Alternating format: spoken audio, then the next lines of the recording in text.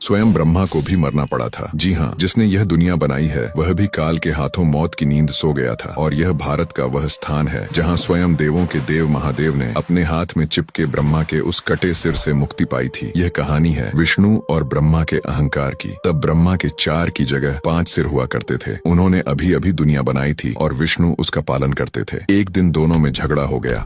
मैं महान हूँ। नहीं, मैं तुमसे ज्यादा महान हूँ।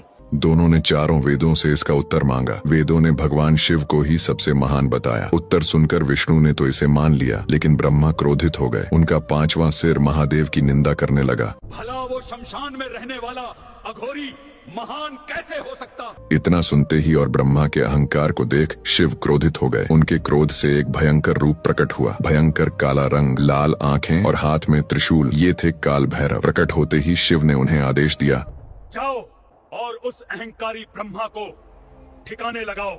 भैरव ने ब्रह्मा के उस 5वें सिर को धड़ से अलग कर दिया जिसने शिव की निंदा की थी। सिर कटते ही ब्रह्मा का अहंकार टूट गया। उन्होंने भगवान शिव तथा काल भैरव से क्षमा मांगी। ब्रह्मा जी को तो माफ कर दिया, लेकिन वह ब्राह्मण थे और एक ब्राह्मण का सिर काटने की वजह से काल भैरव को ब्रह्म हत्या का पाप लग गया। ब्रह्मा का वह कटा सिर उनके हाथ से चिपक गया। इस भयानक पाप से मुक्ति के लिए वे दर दर भटकने लगे। हाथ में ब्रह्मा का कटा सिर लिए वे भिक्षा मांगकर गुजारा करते थे। कई युग बीत गए, लेकिन वह कपाल उनके हाथ से नहीं छूटा। भटकते हुए वे एक दिन काशी आ पहुँचे। जैसे ही उन्होंने इस जगह पर पैर रखा, ब्रह्मा का सिर उनके हाथ से छूट गया। अब वे पाप से मुक्त हो चुके थे। शिव प्रकट हुए और काल भैरव को काशी का कोतवाल नियुक्त किया गया। उन्हें यह भी वरदान मिला कि जो भी काशी में प्राण त्यागेगा उसके कर्मों का हिसाब भैरव ही करेंगे, जिसे भैरव यातना कहा जाता है। इस घटना को हुए कई युग बीत गए, लेकिन आज भी काशी की रक्षा स्वयं काल भैरव करते हैं। जो भी बाबा के भक्त हैं, कमेंट में उनके नाम का जयकारा जरूर लगाएं।